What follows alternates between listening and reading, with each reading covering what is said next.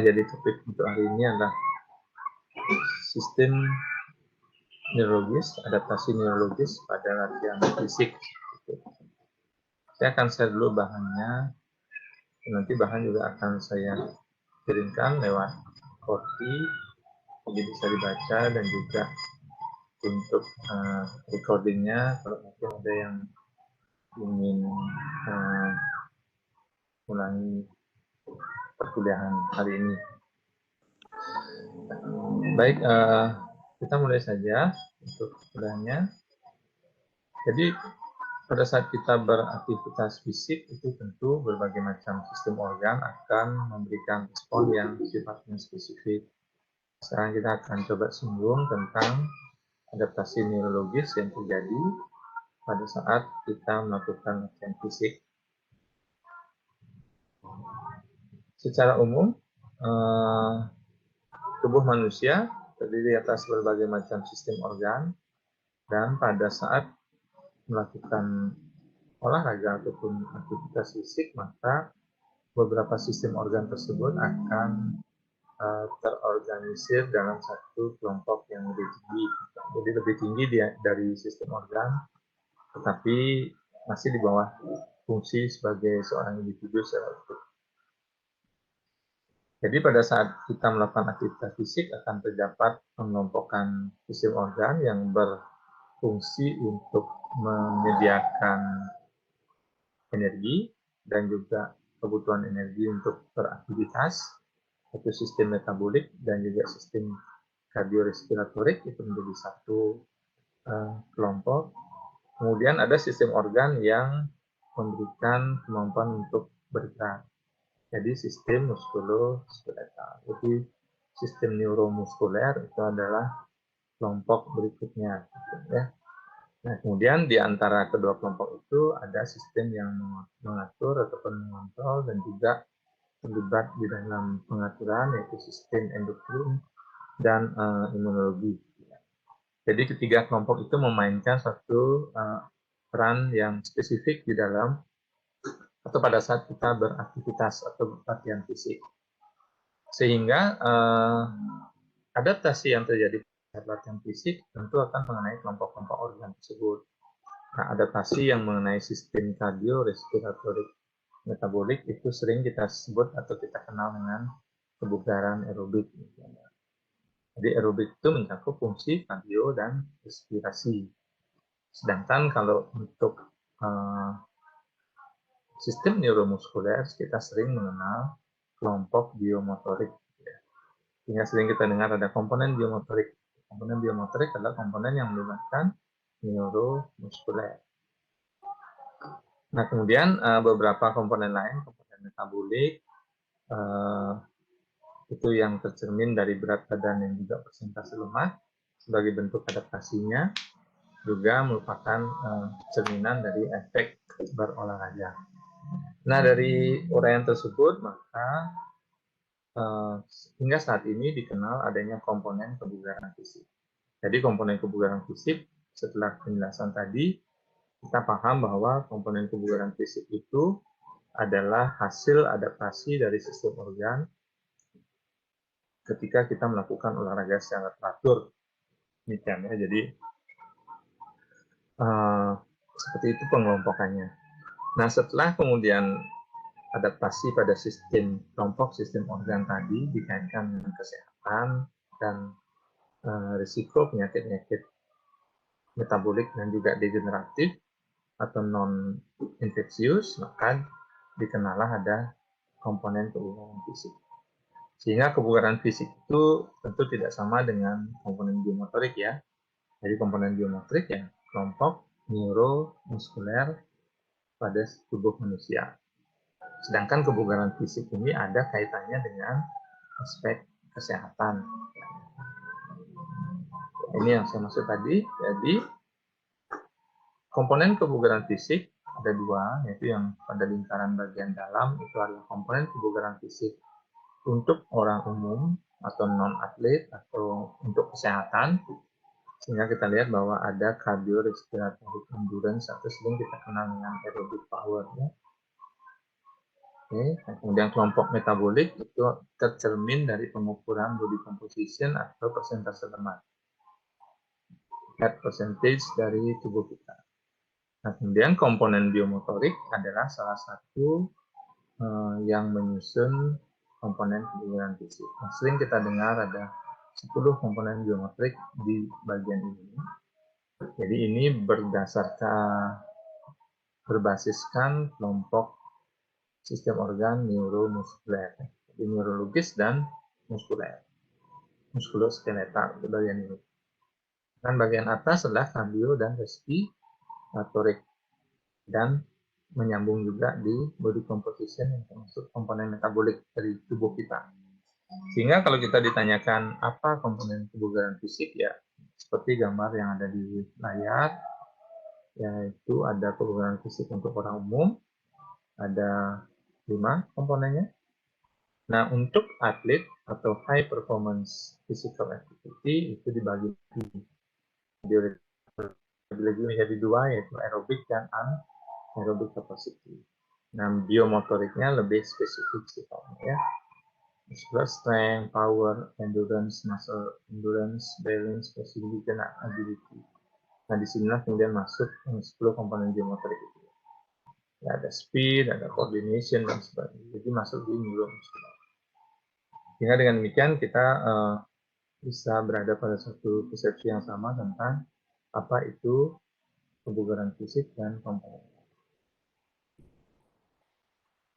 Ya, sekarang kalau kita berbicara adaptasi atau respon neurologis pada aktivitas fisik, tentu kita akan berbicara pada kelompok neuromuskuler yang ada di sebelah kiri bawah, ya. Jadi bagaimana sistem saraf itu mengalami adaptasi di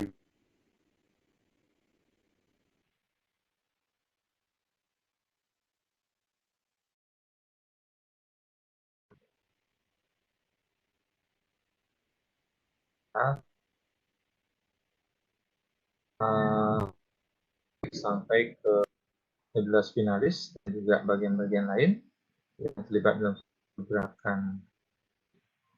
Nah, itu bisa kita lihat bahwa pada korteks motorik itu akan terdapat beberapa area yang berkaitan dengan dimulainya gerakan volunteer itu oleh manusia. Ya, jadi inisiasi gerakan volunteer, nah, itu dimulai di korteks motorik, ya, jadi motorik linear. Dan kita bisa lihat kembali, bisa baca kembali bahwa area motorik sekunder itu untuk planning dan juga merencanakan sequence dari gerakan-gerakan tersebut. Kemudian area premotorik itu adalah suatu area yang menerima input dari berbagai macam sensor yang ada pada tubuh manusia terkait dengan lingkungan, dengan posisi bagian tubuh atau proprioceptif, itu semua di premotorik. Kemudian ada area somatosensorik yang ada juga hubungannya dengan area premotorik. Jadi di korteks itu termasuk bagian yang merencanakan suatu gerakan. Kemudian cerebellum itu adalah suatu bagian dari sistem saraf pusat yang dikenal dengan silent area of the brain karena di cerebellum tidak terdapat begitu banyak impuls ataupun begitu banyak cetusan potensial aksi, tetapi fungsinya lebih ke mengatur urutan gerakan motorik dan lebih ke monitoring. Jadi mereka yang memonitor dan melakukan suatu adjustment atau mengkonfirmasi bahwa gerakan itu sudah benar sesuai dengan rencana. Jadi secara sederhana seperti itu yang terjadi di cerebellum. Ya. Jadi gerakan motorik yang sedang terjadi saat ini masuk ke cerebellum dalam suatu bentuk informasi sensoris, kemudian dibandingkan dengan rencana gerakan yang dihasilkan oleh korteks motorik. Nah, kemudian apabila terjadi ketidaksesuaian, maka cerebellum akan memberikan sinyal korektif. Jadi cerebellum yang tugasnya mengadjust atau menyesuaikan dengan planning, ya. kemudian akan dikoreksi dan dihantarkan kembali ke sistem motorik. Nah, untuk gambarnya bisa dilihat skema dari peranan cerebellum sebagai kontrol ataupun mengatur dari gerakan motorik yang sedang kita lakukan. Ya. Ini gambar yang saya ambil dari Gaten, jadi secara skema menunjukkan peranan cerebellum. Kemudian ada juga peranan dari basal ganglia yang terdiri dari globus pallidus, putamen, dan nucleus caudatus, nucleus subthalamus, dan substantia nigra. Di mana pada bagian ini berfungsi dalam perencanaan dan penyusunan gerakan-gerakan perut. Jadi berhubungan dengan korteks motorik dan korteks bagian premotorik, di mana hubungan itu akan melalui talamus. Ya. Nah, gangguan pada basal ganglia, beberapa penelitian menunjukkan bahwa terjadi kondisi hiperkinetik atau hipokinetik. Jadi ada ketidaksesuaian antara apa yang dilakukan dengan dalam konteks timing dan juga dalam konteks ruang, gitu ya. Jadi dari ukuran space-nya. Nah, kalau dilihat koneksinya ya cukup rumit, ya. Tapi semua berhubungan satu sama lain dan semua memiliki konektivitas secara neurologis. Ya. Jadi ada jaras ataupun serabut-serabut saraf yang menghubungkan bagian-bagian tersebut. Sehingga bagian-bagian tersebut dengan adanya struktur tentu memiliki fungsi dan keterlibatan dalam penyusunan suatu gerakan volunter. Jadi semua memiliki koneksi anatomis dan memiliki hubungan fungsional. Dimana contohnya disebutkan bahwa basal ganglia berhubungan dengan dimensi waktu dan ruang, jadi timing dan space. Jadi akan menentukan apakah gerakan tersebut sesuai dengan timingnya ataukah ada ketidaksesuaian waktu dalam satu gerakan. Nah, kalau misalkan kita tidak bisa mengenali suatu bentuk hanya dari perabaan, atau sering disebut sebagai agnosia, maka ini menunjukkan adanya gangguan pada daerah basal ganglia. Karena tidak mampu membuat satu sequence antara time and space, ya, tidak bisa menghubungkan kedua. Nah, kemudian hal lain yang perlu kita ingat secara prinsip adalah bahwa ketika kita melakukan gerakan, maka sistem saraf akan melakukan suatu kontrol terhadap gerakan tersebut, yang mana kontrolnya bisa dilakukan dalam beberapa tingkat atau beberapa level, demikian ya. Di beberapa level yang dimaksud adalah bahwa ketika kita melakukan suatu gerakan-gerakan yang sifatnya sederhana dan repetitif, ya, jadi sekali lagi sederhana dan repetitif, maka tubuh kita akan menyerahkan koordinasi tersebut pada neuron-neuron yang terdapat di medula spinalis. Ya. Jadi tidak lagi mengambil atau tidak lagi melibatkan koordinasi setinggi korteks cerebri. Ya. Jadi cukup diserahkan pada katakanlah pada anak buah yang ada di bawah di medula spinalis, karena gerakannya termasuk gerakan-gerakan yang sederhana dan repetitif, jadi tidak memerlukan koordinasi yang advance. Jadi cukuplah dikerjakan oleh koordinasinya setinggi medula spinalis. Dan di medula spinalis terdapat penyimpanan memori terhadap pola-pola gerakan yang lokal. Ya. Sifatnya ritmis, sederhana, itu dilakukan di setinggi medula spinalis. Nah, kemudian di batang otak itu fungsinya untuk memelihara tonus-tonus aksial agar dapat berdiri dengan baik, kemudian terutama untuk menjaga postur, ya. Jadi postur terutama dikendalikan oleh batang otak, karena tentu kita sadar bahwa kita tidak pernah memikirkan untuk mempertahankan postur berdiri. Dan itu sebagian diambil pada kondisi-kondisi di luar kesadaran kita. Ya, kalau kita sadar, kita bisa menggerakkan otot aksial, tapi pada sebagian besar waktu, hal itu dikerjakan oleh otak. Jadi kerjakan secara tidak di bawah sadar. Sedangkan integrasi yang lebih kompleks, ya, gerakan-gerakan kompleks, kemudian gerakan-gerakan yang memerlukan kesesuaian antara waktu dan ruang, ya, kemudian ada koordinasi antar satu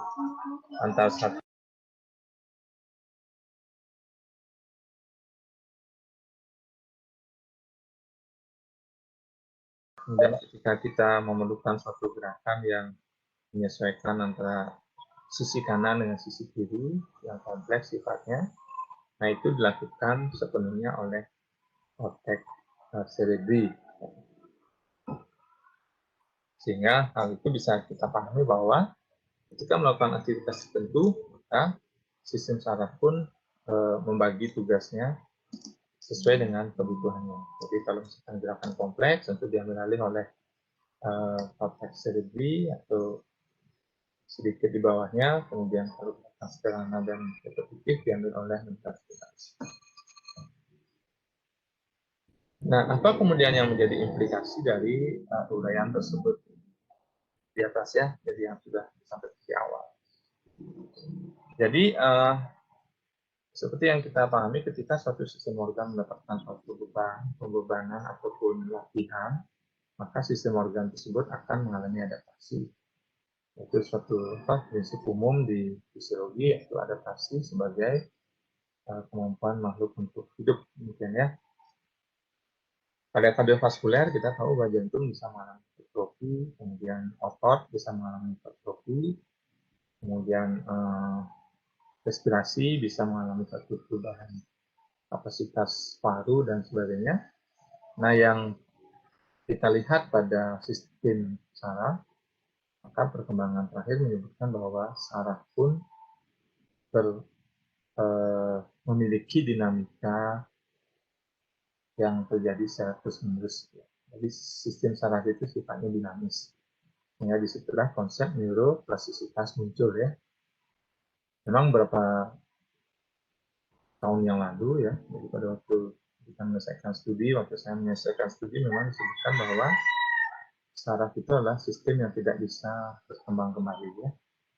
Ya, betul. Jadi dia tidak mampu beregenerasi ketika mengalami kerusakan neuronnya, tetapi interaksi sel-sel neuron sebagai suatu sistem organ terjadi secara terus-menerus, ya.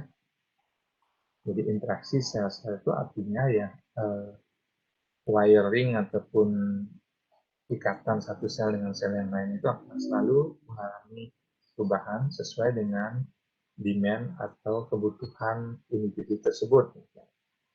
Jadi itu satu hal yang perlu dipahami ketika melihat aktivitas fisik dan sistem saraf. Jadi neuroplasticity adalah suatu perubahan yang terjadi pada sistem saraf. Jadi sistem saraf mengalami evolusi dan neuroplasticity, dan ini bisa dijumpai pada semua sistem saraf pada setiap organisme, yang mana plastisitas ini bisa dibagi menjadi plastisitas fungsional maupun plastisitas struktural, ya. Dalam artian penelitian sudah menunjukkan bahwa terjadi perubahan-perubahan fungsional pada sistem saraf tersebut dan terjadi perubahan struktural. Plastisitas fungsional yang dimaksud adalah perubahan fungsi, ya, jadi penguatan kemampuan sel saraf untuk mengantarkan suatu sinyal atau suatu perintah tertentu. Dalam hal ini, apabila sistem saraf dilatih secara terus-menerus, maka kemampuannya untuk menghasilkan neurotransmitter itu menjadi lebih banyak, lebih besar. Nah, itulah adaptasi sistem saraf yang dikenal dengan plastisitas fungsional. Sedangkan plastisitas struktural adalah adanya suatu perubahan struktur pada sistem saraf, di mana terjadi pembentukan cabang-cabang stabut saraf yang baru, ya. Jadi dendrit dan ujung-ujung dendrit itu secara mikroskopis ada yang membentuk spine atau panggilan-panggilan. Nah, ketika jalur perintah melalui area tersebut, maka area tersebut akan mengalami pemadatan, gitu, ya. Jadi penambahan jumlah sel, penambahan pertumbuhan spine, dan juga jumlah sel dilihat pada beberapa percobaan penelitian ya. Nah, ini adalah satu skema tentang neuroplastisitas fungsional yang dikenal sebagai akibat dari long term potentiation ya. Nah, ini istilah beban yang diberikan secara terus-menerus pada sistem saraf karena melakukan gerakan-gerakan fisik. Jadi ini bisa meningkatkan fungsi sinaptik dari sirkuit saraf yang terkait dengan satu gerakan. Nah, ini adalah suatu neuroplastisitas struktural di mana terdapat pembentukan baru dari spine pada ujung-ujung dendrit ya. Jadi akan terbentuk percabangan-percabangan di ujung-ujung dendrit sehingga memperbanyak jumlah sinap ya. Jadi yang awalnya satu menjadi dua, sehingga terjadi potensiasi fungsional sehingga aktivitas sirkuit saraf tersebut menjadi lebih kuat.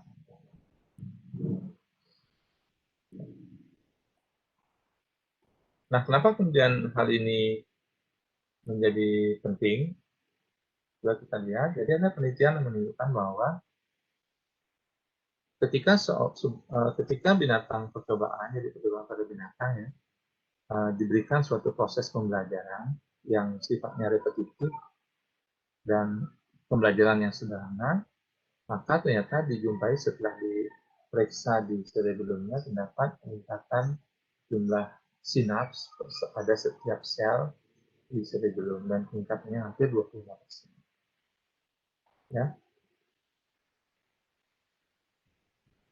Nah, bukti ini menunjukkan bahwa ketika suatu gerakan itu menjadi semakin kompleks, maka keterlibatan sistem saraf yang mengatur gerakan tersebut menjadi lebih luas. Nah, di awal tadi sudah disampaikan bahwa gerakan-gerakan yang sifatnya repetitif dan sederhana itu diserahkan integrasinya atau penggabungan gerakannya hanya setingkat medula spinalis.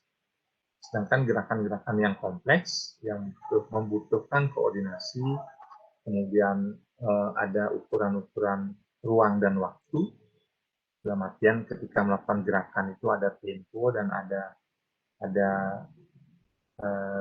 relasi dengan dimensi ruang, jadi harus bergerak ke sana kemari dan seterusnya dan semua terencana. Nah, itu tentu melibatkan tingkat yang lebih tinggi. Sehingga dengan demikian, dengan percobaan ini kita bisa berasumsi bahwa pada saat kita melakukan gerakan-gerakan terampil dan mempelajari gerakan-gerakan kompleks, maka otomatis kita merangsang sistem saraf yang lebih tinggi dari medula spinalis untuk mengalami neuroplastisitas. Ya. Sedangkan apabila kita melakukan gerakan latihan fisik yang sifatnya repetitif, sederhana dan berulang, itu hanya mengakibatkan neuroplastisitas pada medula spinalis. Neuroplastisitas ya dari aspek neuroplastisitas, artinya dalam aspek neurologisnya. Namun dari penelitian ini juga bisa dilihat bahwa ketika suatu gerakan repetitif itu dilakukan dalam waktu yang cukup lama, tentu sistem saraf juga akan membutuhkan energi yang lebih besar. Sehingga yang terjadi pada gerakan sederhana sifatnya repetitif adalah peningkatan vaskularisasi di daerah korteks cerebellum yang dijumpai dari penelitian. Jadi ada dua hal ya. Jadi ketika gerakan sederhana itu dilakukan repetitif dan membutuhkan asupan metabolik yang cukup, maka terjadi vaskularisasi yang meningkat. Tetapi ketika gerakan itu adalah gerakan kompleks, koordinasi, tentu yang dihasilkan adalah pembentukan sinap yang baru. Maaf, saya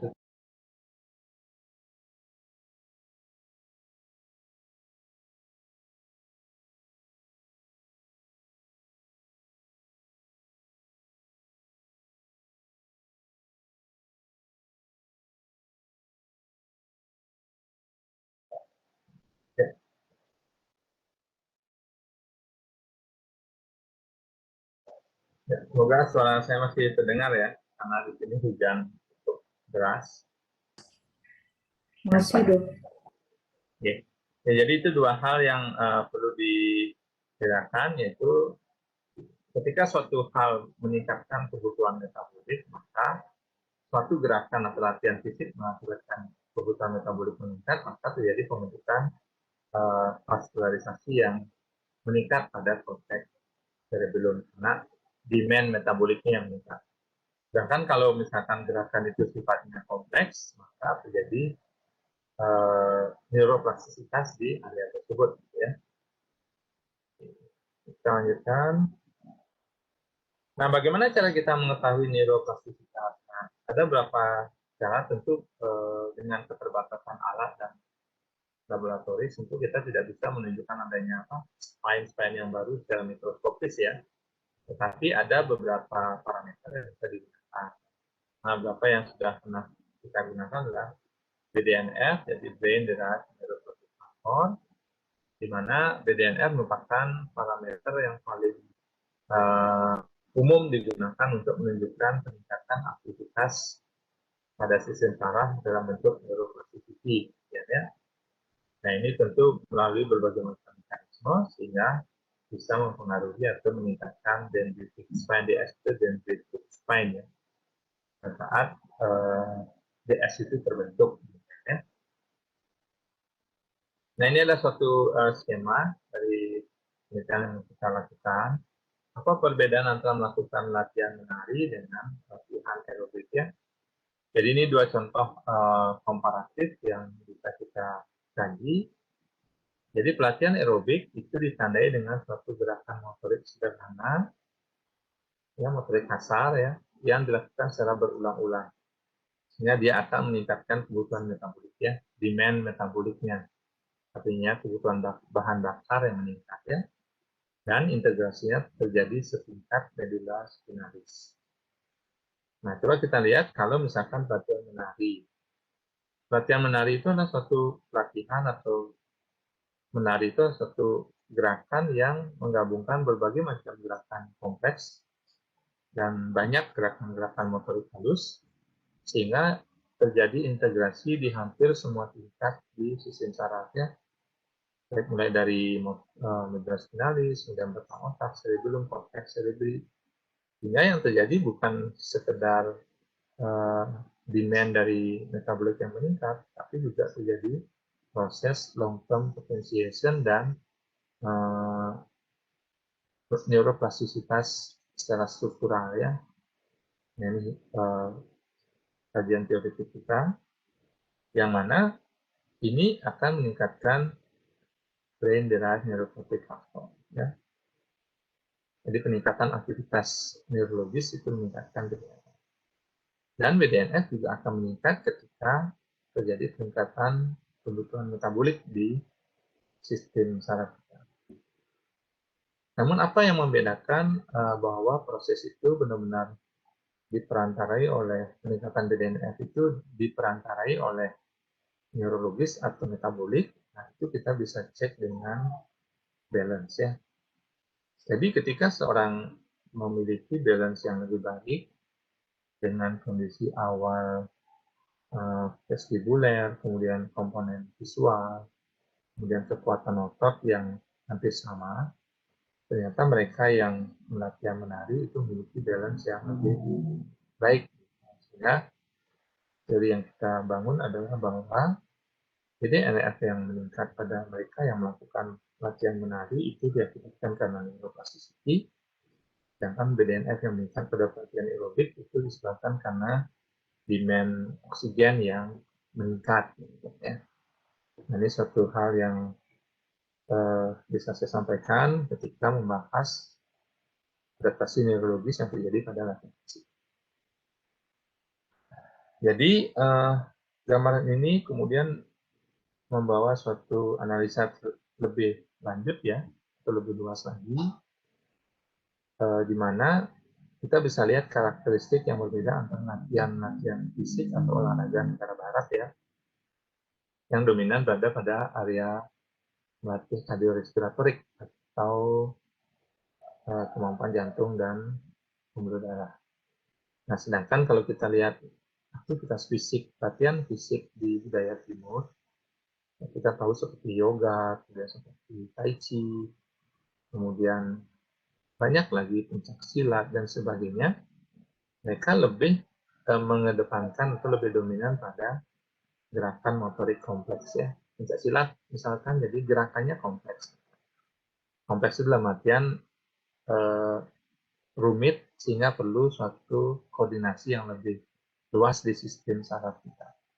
Nah kan kalau olahraga di negara barat, yaitu dominan dalam melatih jantung dan pembuluh darah dan otot.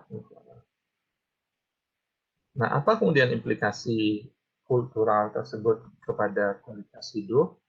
Nah, mungkin kita sendiri sering melihat bahwa seseorang yang merupakan penari di masa mudanya, di masa tuanya, individu tersebut akan terlihat lebih fresh, lebih segar, lebih bugar dibandingkan mereka yang bukan penari. Ya, dan di samping itu mereka lebih cekatan biasanya dalam gerakan ataupun aktivitas fisiknya. Nah, kalau misalkan di negara barat, ya walaupun ini belum ada telaah literatur yang pasti atau yang saya cari, tetapi dari kesan kita bisa lihat bahwa di negara barat sangat banyak penyakit-penyakit neurodegeneratif seperti Alzheimer, Parkinson, dan sebagainya. Jangan kalau di Bali mungkin jarang kita jumpai hal itu. Paling cuma penurunan kemampuan memori dan sebagainya. Tapi untuk aktivitas fisik masih lebih, katakanlah lebih bugar individu-individu yang ada di budaya timur. Dan kalau kita lihat di Bali sendiri, mungkin bagi rekan-rekan yang berasal dari Bali, banyak sekali aktivitas motorik halus yang dilakukan oleh masyarakat Bali ya. Contohnya misalkan persiapan upacara, itu ibu-ibu yang ada di Bali biasa istilahnya membuat hiasan dari janurnya, membuat komponen persembahan dari janur. Nah, itu pun melatih gerakan-gerakan motor halus. Demikian juga banyak sanggar-sanggar tari untuk laki dan perempuan di Bali, sehingga sebenarnya di Bali sudah cukup banyak bentuk latihan fisik yang nantinya bisa menginduksi neuroplastisitas yang ada pada tubuh kita. Nah, bisa dikomparasi ya, kalau misalkan meneliti yoga, coba jangan dicari kebugaran aerobiknya, karena bukan di situ titik tangkap tujuan olahraganya. Demikian juga Tai Chi. Tai Chi kan tidak ada joggingnya kan, tapi gerakan-gerakan halus yang ditekankan. Jadi terlihat bahwa budaya timur lebih mengharapkan adaptasi neurologis atau neuromuskuler, sedangkan budaya barat lebih banyak menginginkan adaptasi di komponen kardiorespiratorik. Ya, mungkin itu yang bisa saya sampaikan. Nggak apa-apa ya, misalkan ada sedikit tugas yang bisa mencerminkan penguasaan materi yang tadi diberikan. Ya. Jadi silakan dikerjakan dua pertanyaan ini. Mungkin bisa ya satu halaman saja cukup. Dan nanti silakan dikirimkan ke saya secara kolektif melalui Horti. Nah, untuk waktunya silakan diatur kapan selesai, tapi yang kalau bisa kan sebelum ujian ya. Jadi sepatutnya nanti soalnya keluar, jadi bisa langsung menjawab. Diketik ya, Dok? Baik, ya diketik aja. Nanti kalau di